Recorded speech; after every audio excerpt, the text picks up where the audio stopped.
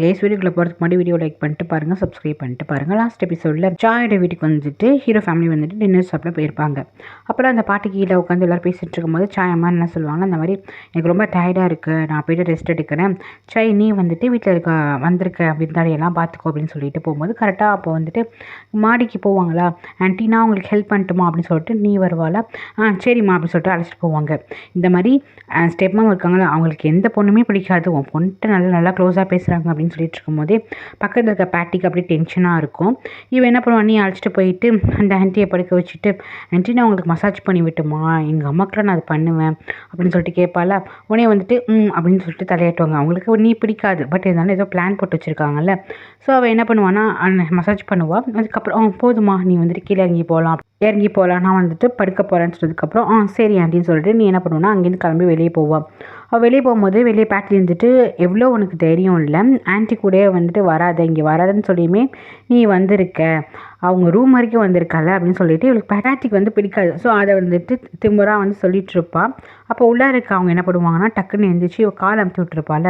இவெல்லாம் என்ன போகிறப்போ லோ லெவல் போகிறப்பா இருக்கும், இவெல்லாம் வந்து என் காலை வந்து டச் பண்ணுறா சீச்சி அப்படின்னு சொல்லிட்டு ஒரு மாதிரி வந்துட்டு பண்ணிகிட்ருப்பாங்க. வெளியே வந்துட்டு என்ன சொல்லுவேன்னா, சரி அங்கிளோட ஃபோட்டோ வந்து அப்சஸ் மேலே தான் இருக்குது ஒரு ரூமில், ஏன் நீ போய் பார்க்கலாம்ல, போயிட்டு நீ கொஞ்சம் ப்ரேயர் பண்ணிட்டு வரலாம்ல அப்படிங்கும்போது, அப்படியா எந்த ரூம் அப்படின்னு சொல்லிட்டு வந்து கேட்பாளா, மாடி ரூமில் தான் இருக்குது, அங்கே போ லெஃப்ட் சைடில் இருக்கும் அப்படின்னு சொல்லுவாள். ஓ அப்படியா நான் போகிறேன் அப்படின்னு சொல்லிட்டு தென் என்ன பண்ணுவானா அங்கே வந்துட்டு போவாள். பார்த்தீங்கன்னா அங்கே ஒரே நிறைய ரூமாக இருக்கும் பேலஸு. இவன் என்ன பண்ணுவானா போய்கிட்டே இருக்கும்போது ஒரு ரூம் இருக்கும், அந்த ரூம் என்ன ஓப்பன் பண்ணி உள்ளார வந்துட்டு போயிடுவாள். போனால் திருப்பி வந்துட்டு யாரும் லாக் பண்ணுற மாதிரி இருக்கும் வெளியே. பார்த்தீங்கன்னா இவ தான் வச்சு லாக் பண்ணிடுறான். இவன் வந்துட்டு ஓப்பன் பண்ணுங்க கத்திட்டு இருப்பான். அந்த ரூமில் வந்துட்டு காற்றே இருக்காது, ஜன்னலே இருக்காது. இவ கத்த இவளுக்கு ஒரு மாதிரி இருக்கும். அதுக்கப்புறம் கீழே இருக்கவங்க எல்லாருமே டிஸ்கஸ் பண்ணி பேசி முடிச்சுட்டு சரி நாங்கள் வீட்டுக்கு கிளம்புறோம்னு சொல்லிட்டு ஹீரோ ஃபேமிலிருந்து கிளம்ப போவாங்களா. நீ எங்கே போனா அப்படின்னு சொல்லிட்டு கேட்பாங்க. ஏன்னா இவங்க அம்மா போயிட்டு மாடில் விட்டுட்டு வரேன்னு சொல்லிட்டு பொண்ணு போனவளே காணோம்ல. அதுக்கப்புறம் சாய் போய் கேட்பான், என்னம்மா உங்களை விட வந்து நீ வந்தால் ரிட்டன் வீட்டுக்கு கீழே வரவே இல்லை, என்னடா சொல்கிறேன், நான் அப்பயே வந்து அவளை போக சொல்லிவிட்டேன், அவன் அப்பயே இறங்கி வந்துட்டான் அப்படின்னு. ஏன்டா என்னை வந்து சந்தேகமாக பார்க்குறேன், நான் என்ன அந்த பொண்ணுடைய வச்சுட்டா வந்துட்டு இந்த மாதிரி பண்ணுறேன், இல்லைடா அப்படின்னு சொல்லுவாங்களா. சாரிம்மா இல்லை அந்த பொண்ணை காணோம், உங்கள் ரூமை விட்டு வெளியே வந்ததுலேருந்து அந்த பொண்ணை காணோம் அப்படின்னு சொன்னதுக்கப்புறம் பேலஸ் ஃபுல்லாக வந்து தேட சொல்லுவாங்க. எல்லாருமே தேடிட்டுருப்பாங்க. அப்போ வந்து இவங்களாம் கீழே இறங்கி வந்துடுவாங்க.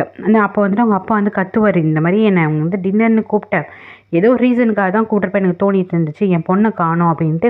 அவர் வந்துட்டு சொல்லுவார், உங்கள் பொண்ணு கிடைக்கிற வரைக்கும் நீ இங்கேயே இருக்கலாம், யாரும் வந்துட்டு வீட்டுக்கு ரிட்டன் போக வேணாம் அப்படின்னு சொல்லுவாங்க. பாட்டியும் வந்துட்டு கொஞ்சம் கம் டவுன் ஆகு, ஏன்னா பேலஸ் ரொம்ப பெருசு, தெரியும் வழி தெரியாமல் கூட எங்கேயாச்சும் போயிருக்கலாம் அப்படின்ட்டு சொல்லுவாங்க. போங்க எல்லாரும் வந்துட்டு அவளை தேடி பாருங்க அப்படின்னு சொல்லுவாங்க. இவங்களுக்கு ஒரு டவுட் இருக்குது பேட்டி மேலே. பேட்டி என்ன பண்ணுவான்னா தேடி பார்க்கறதுக்காக எல்லாருமே தேடி பார்ப்பாங்க ஒரு இடத்துல. இவ சொல்லுவா கண்டிப்பாக அங்கே காற்றே இருக்காது, இவ்வளோ நேரம் அவன் மயக்கம் போட்டிருப்பா, அப்படியே செத்துருப்பா அப்படிங்கிற மாதிரி பேசிட்டே வரும்போது ஹீரோயினுக்கு அந்த விஷயம் தெரியும். ஸோ ஹீரோயின் வந்து ஸ்ட்ரைட்டாக வந்து கேட்பா, எங்கே வச்சிருக்கா அவளை அப்படின்னு சொல்லிட்டு வந்து ஹீரோயின் வந்து கேட்பா. ஏன்னா ஹீரோயினுக்கு வந்துட்டு இவன் என்னென்ன பிளான் போடுவான்னு தெரியும்ல. நானா அப்படிலாம் ஒன்றும் கிடையாது, ஏன் உனக்கும் தானே நீ இந்த பேலஸ்க்கு வரது பிடிக்காது இல்லை அப்படிங்கும்போது, யார் சொன்னா அப்படிலாம் கிடையாது, உன் அளவுக்குலாம் ஒன்றும் கிடையாது, நான் வேறு ரீசனுக்காக நீ வரக்கூடாதுன்னு நினச்சேன், மற்றபடி ஒன்றும் கிடையாது, சொல்லு நீ இங்கேயோ வச்சுருக்க அப்படிங்கும்போது, நானும் எனக்குலாம் தெரியாதுன்னு பேட்டி சொல்வாள். அப்போ ஹீரோயின் சொல்வா, நீயும் ஆன்ட்டியும் சேர்ந்து பிளான் போட்டதுலாம் எனக்கு தெரியும், நீங்கள் என்னவோ ப்ராங்க் பண்ணுறீங்க அவளை வச்சுக்கும்போது, அப்படிலாம் ஒன்றும் கிடையாதுன்னு சொல்லுவாள். அதுக்கப்புறம் நம்ம ஹீரோயின் வந்து இடத்த விட்டு கிளம்பி போயிடுவான். ஹீரோவும் பேலஸ் ஃபுல்லாக சுற்றிட்டு இருப்பான். அப்போ ஆப்போசிட்டாக நம்ம ஹீரோயின் வந்தோடனே இவ தானே என் தங்கச்சி வர வேணாம், தங்கச்சி அழைச்சிட்டு வரேன்னு சொல்லிட்டு இருப்பா. ஸோ இவன் என்ன பண்ணுவான்னா, எங்கே என்னோட தங்கச்சி எங்கே வந்துட்டு ஒழிச்சு வச்சிருக்கு அப்படின்னு சொல்லிட்டு இவன் தப்பாக நினச்சிட்டு ஹீரோயின் வந்து பேச வருவான். அதுக்குள்ளே வந்துட்டு அந்த பொண்ணு கிடச்சிட்டாங்க. அதுக்கப்புறம் இவன் என்ன பண்ணுவான்னா அந்த ரூமில் இருந்திருப்பான், அங்கே போய் சாய் தான் போய் காப்பாற்றி அழைச்சிட்டு வந்திருப்பான். அந்த ரூமில் வந்து காற்றோட்டமாக இல்லாமல் இருக்கும். அதுக்கப்புறம் வீட்டுக்கு அழைச்சிட்டு போயிருப்பாங்க. இதுக்கெல்லாம் காரணம் இவ தான். அந்த ரூமோட கீ வந்துட்டு இவகிட்ட தான் இருக்கும். ஸோ இவங்களுக்கு வந்து கண்டுபிடிச்சிட்டாங்க. ஸோ வந்து அடிக்கிறாங்க, நீ தானே இந்த மாதிரி பண்ணியிருக்கேன் அப்படின்னு சொல்லிட்டு அடிக்க ஆரம்பிக்கிறாங்க. ஏன்னா அவங்களோட பிளான் இது கிடையாது, ஆனால் இவள் பண்ணியிருக்காள சொல்லிட்டு அவங்களுக்கு கோவம் வந்தது. ஸோ பிடிச்சி அடிக்கிறாங்க, நீ தானேன்ட்டு. உடனே வந்துட்டு இல்லை நான் பண்ணல அப்படின்னு சொல்லிட்டு இருப்பாள். அப்போ சாய் வந்துட்டு அம்மா ஏன் இந்த மாதிரிலாம் பண்ணிட்டுருக்கீங்க போது, இவ தான் இந்த மாதிரி பண்ணியிருக்கா, இவ தான் வந்துட்டு நீயே வந்துட்டு லாக் பண்ணியிருக்காங்க போது, இல்லை அந்த லாக் பண்ணது நான் தான், பட் அந்த ரூமில் அவள் இருப்பான்னு எனக்கு தெரியாது அப்படின்னு சொல்லிட்டு இருப்பா. உடனே நீ ஃபஸ்ட்டு ரூமுக்கு போ அப்படின்னு சாய் வந்துட்டு பேட்டியை போக சொல்லிடுவான். அவளாம் வந்து ரூமுக்கு வந்துட்டு என்ன தெரியுமா அந்த கலவியை அடிச்சிருப்பா, கண்டிப்பாக அவளோட சாவியும் கையில் தான் அப்படின்னு சொல்லிட்டு இங்கே வெறித்தனமாக இருப்பாள். அதுக்கப்புறம் வந்துட்டு நீ வந்து வீட்டுக்கு அழைச்சிட்டு போயிடுவாங்க. அப்போ வீட்டில் இருக்கவங்களாம் கேட்பாங்க, எப்படி நீ அந்த ஸ்டோர் ரூமுக்கு போனேன் அப்படின்னு சொல்லிட்டு கேட்பாங்களா.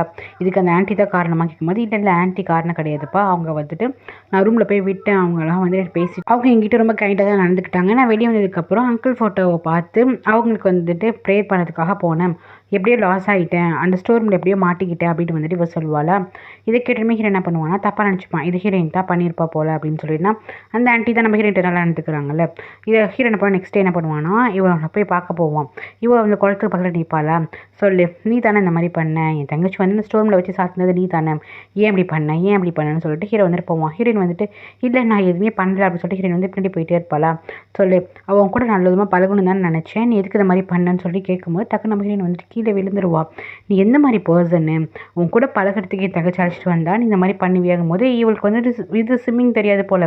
காப்பாற்றுக்கும் போது ஹீரோக்கு வந்து அவளுக்கு அப்புறம் தான் ஐயோ நம்ம தப்பு பண்ணிட்டு போலேன்னு சொல்லிட்டு அதுக்கப்புறம் தண்ணியிலேருந்து வெளியே எடுத்துகிட்டு விடுவான். அதுக்கப்புறம் என்ன பண்ணுவான்னா அந்த இடத்துல நிற்காம அப்படி கிளம்பி போயிட்டுருப்பாளா. ஏய் நீல நாட்டம் உன்கிட்ட பேசிகிட்டு இருக்கிறேன், நீ மட்டும் என்ன அப்படி கடந்து போயிட்டுருக்க, சொல்லு எதுக்கு வந்து இந்த மாதிரி பண்ணேன், எனக்கு உனக்கு பிடிக்கவே பிடிக்கலன்னு சொல்லிட்டு இருக்கும்போது அப்போ எதுக்கு வந்து என்னை காப்பாற்றினீங்க, என்னை சேவ் பண்ணாமல் இருக்கலாம் அப்படின்னு சொல்லிட்டு ஹீரோ என்ன பண்ணுவானா அந்த இடத்த விட்டு போவாளா. அவ்வளோ சீக்கிரத்தில் விட முடியாது, நீ ஆன்சர் பண்ணு, எதுக்கு நீ அந்த மாதிரி பண்ணு, என் தங்கச்சி எதுக்கு வந்து லாக் பண்ணாங்கும் போது என்னை ஃபஸ்ட்டு விடுங்க, என்னை சேவ் பண்ணாமல் இருந்திருக்கலாம், சாப்பிட்டு அப்படி விட்டுருக்க வேண்டியது தானே, நான் வந்து அந்த மாதிரி பண்ணவே இல்லை, நான் அந்த மாதிரி பண்ணுற பொண்ணும் கிடையாது அப்படின்னு நம்ம ஹீரோ வந்து சொல்லுவாள். ஏன்னா நீ என் தங்கச்சி வரக்கூடாதுன்னு நீ தான் ஆசைப்பட்ட, ஸோ அதனால் நீ தான் பண்ணியிருப்ப அப்படிங்கிற மாதிரி ஹீரோ வந்து அழுத்தி பேசுவான். நீங்கள் நம்புறீங்களோ நம்பலையோ ஆனால் அது உங்கள் இஷ்டம், ஆனால் நான் இதெல்லாம் நான் பண்ணவே கிடையாது அப்படின்னு சொல்லிட்டு போயிடுவான். ஃபஸ்ட்டு பேட்டி தான் காய்ச்சாங்க, அவள் வந்துட்டு சாப்பாடு வைக்கிறதுக்கு ஒரு நின்றுட்டு இருப்பாளா. அப்போ வந்து நேற்று நைட்டு வந்து அடி வாங்கியிருப்பாள், அது வந்து அவளுக்கு தோண்டிகிட்டே இருக்கும், வந்து நெத்தியில் வேறு அடிபட்டிருக்கும். அப்போ நினைக்கிப்பா இந்த மாதிரி இந்த ஆன்ட்டி மேலே வந்துட்டு அப்படியே வந்து கொட்டி விட்டுடணும், இந்த ஸ்டெப்மா மேலே வந்து கொட்டி விட்டுணும்னு சொல்லிட்டு அப்படியே வந்து பண்ணிகிட்ருப்பா, சூப் கொட்டுற மாதிரிலாம் நினச்சிட்ருப்பா. பார்த்திங்கன்னா அது எல்லாமே வந்துட்டு கனவு தான்.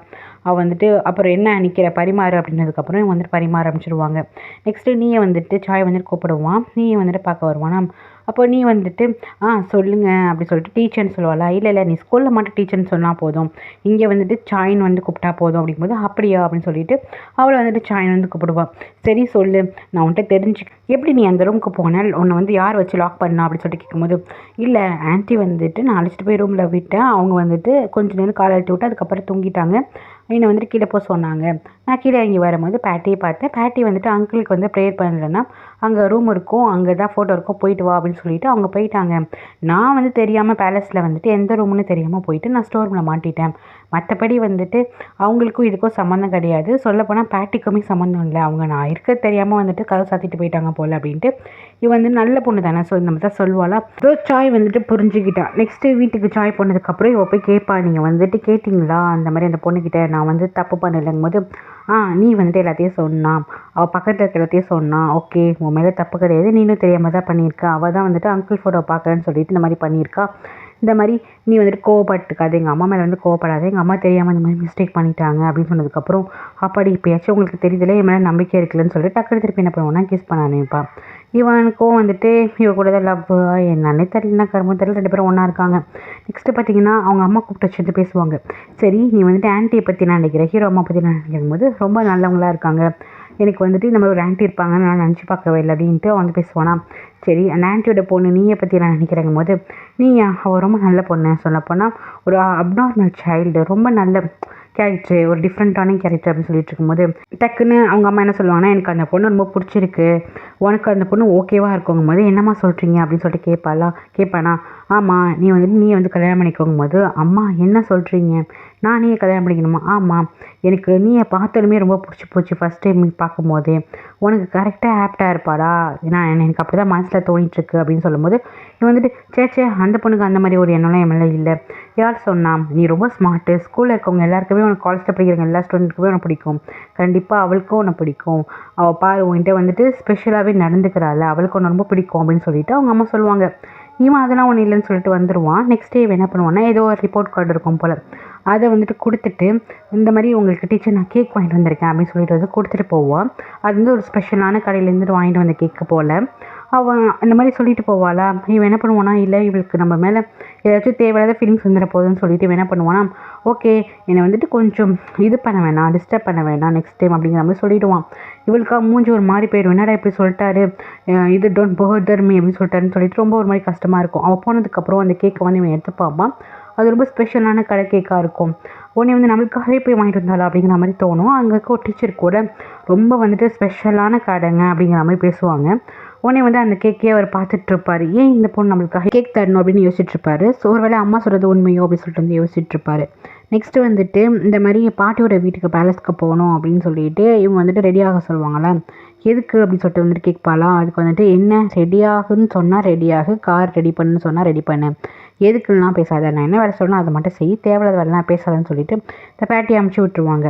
இங்கே பார்த்தீங்கன்னா அவங்க போயிடுவாங்க. பேலஸில் யாருமே இருக்க மாட்டாங்க. நம்ம ஹீரோட போயிட்டு வேலைக்காரங்க இருக்காங்களோ அவங்க வந்துட்டு இந்த மாதிரி கொஞ்சம் நேரம் ரூமுக்கு வந்தா ஹீரோயினுக்கு வந்துட்டு உடம்பு சரியில்லை, அவன் வந்துட்டு குளத்துல விழுந்துட்டான், அந்த ட்ரெஸ்ஸு ஈர ட்ரெஸ்ஸை வந்துட்டு மாற்றக்கூடாதுன்னு இந்த பேட்டி வந்துட்டு சட்டம் போட்டு இருந்தா மாற்றாமல் இருக்க போய் அவளுக்கு வந்துட்டு ஃபீவர் ஆயிடுச்சின்னு சொல்லாமே இவன் வந்துட்டு யோசிப்பான், அச்சோ நம்ம தானே வந்துட்டு இந்த மாதிரி தள்ளி விட்டோம், நம்மளால தான் ஃபீவர் வந்துருச்சுன்னு சொல்லிட்டு அவன் வந்துட்டு யோசிப்பான். சரி நீங்கள் வந்து ட்ரெஸ்ஸை சேஞ்ச் பண்ணுங்க, நான் ஹாஸ்பிட்டலுக்கு அழைச்சிட்டு போகிறேங்கும் போது இல்லை இந்த மாதிரி பேட்டி இந்த மாதிரி ஆர்டர் போட்டிருக்காளிங்கும் போது இதெல்லாம் ஒரு நீங்கள் ஃபஸ்ட்டு ட்ரெஸ்ஸை சேஞ்ச் பண்ணுங்கள், நான் ஹாஸ்பிட்டலுக்கு அழைச்சிட்டு போகிறேன்னு சொல்லிட்டு ஹீரோயின் ரொம்ப மயக்கத்தில் தான் இருப்பாள். ஹீரோ என்ன பண்ணுவானா அவனோட கார்லேயே வந்துட்டு அழைச்சிட்டு போவான். வந்ததுக்கப்புறம் அந்த ஆன்ட்டிகிட்ட சொல்லிக்கலாம், ஸ்டெப் அம்மிட்ட சொல்லிக்கலாம்னு சொல்லிட்டு இவளுக்கு வந்துட்டு சீட் பெல்ட் மாட்டும் போதே இவள் வந்துட்டு புலம்புவான், இந்த மாதிரி நீங்கள் தப்பாக புரிஞ்சிருக்கீங்க நோக் அப்படின்னு சொல்லிட்டு ஹீரோயின் வந்துட்டு புலம்பிட்டுருப்பா. அப்போ ஹீரோ வந்துட்டு ஐயோ இவ இதை தான் நினச்சிட்ருக்காளா அப்படிங்கிற மாதிரி இருக்கும். நெக்ஸ்ட்டு பாட்டி வீட்டுக்கு போனதுக்கு இந்த ஸ்டெப் மேம் வந்து சொல்கிறாங்க, இந்த மாதிரி நான் வந்துட்டு சாய்க்கோ நிக்கோ வந்துட்டு கல்யாணம் பண்ணலான்னு பிளானில் இருக்கேன், நீங்கள் என்ன சொல்கிறீங்க போது பாட்டிக்கு ஷாக், என்னது நீ வந்துட்டு இந்த மாதிரி கல்யாணம் பண்ண வைக்க போறியா பையனை அப்படின்னு சொல்லிட்டு எனக்கு ஒன்றுமே புரியல, எனக்கு ரொம்ப கன்ஃபியூஸாக இருக்குது, ஏன் 2 பேர் லவ் பண்ணிட்டாங்களா என்ன அப்படின்னு சொல்லிட்டு வந்து பாட்டி கேட்பாங்களா, இல்லை அப்படிலாம் ஒன்றும் கிடையாது, அப்போது அரேஞ்ச் மேரேஜ் பண்ண போறியாங்கும் போது ஆமாம் அப்படின்னு சொல்லும் போது பக்கத்தில் இருக்க பாட்டிக்கு செம்ம காண்டாக இருக்குது. இப்போ பாட்டி சொல்லுவாங்க, என்ன உங்ககிட்ட இந்த திடீர்னு ஒரு சேஞ்சு, என்ன நீ இவ்வளோ மாறிட்டேங்கும் போது ஆமாம் எனக்கு எதோ தோணுது, நான் பண்ண தப்புக்கெல்லாம் வந்துட்டு ஒரு இது மாதிரி புண்ணிய மாதிரி தேடிக்கிறேன், 2 பேரும் கல்யாணம் பண்ணி வைக்கிறேன் அப்படிங்கும்போது பாட்டி வந்துட்டு கொஞ்சம் யோசி அப்படின்னு சொல்கிறாங்க. நெக்ஸ்ட்டு பார்த்தீங்கன்னா இங்கே ஹாஸ்பிட்டலுக்கு நம்ம ஹீரோயினை வந்துட்டு அழைச்சிட்டு வந்துடுவானா, அவங்க வந்துட்டு கொஞ்சம் இதில் அவங்க கண்ணை முடிச்சிடுவாங்க அப்படின்னு சொல்லிட்டு டேப்லெட்டில் எழுதி கொடுத்துட்டு போவாங்க. ஹீரோ தான் பக்கத்தில் இருந்து பார்த்துப்பான், அவன் வந்துட்டு அம்மா அம்மான்னு புலம்பிட்டு இருப்பா. ஹீரோ தான் வந்துட்டு பக்கத்தில் இருந்துட்டு கேர் எடுத்து பார்த்துப்பான். இங்கே பார்த்தீங்கன்னா யாடா என்ன பண்ணுவானா அவங்க அப்பா வந்துட்டு கிளப்புக்கு போயிட்டு செலவு பண்ணிட்டு வருவார். ஏப்பா இந்த வாட்டி நீ காசு எடுத்துகிட்டு போனியா, நான் ஏப்பா இந்த மாதிரி பண்ணிகிட்ருக்கேன், நானே வந்துட்டு சில பசங்கள்கிட்ட பழகி 1000 500ன்னு சொல்லிட்டு ஆட்டையை போட்டு வரேன், நீ அதையும் எடுத்துகிட்டு போயிட்டு இருக்கான்னு சொல்லிட்டு சத்தம் போட்டுட்ருப்பா.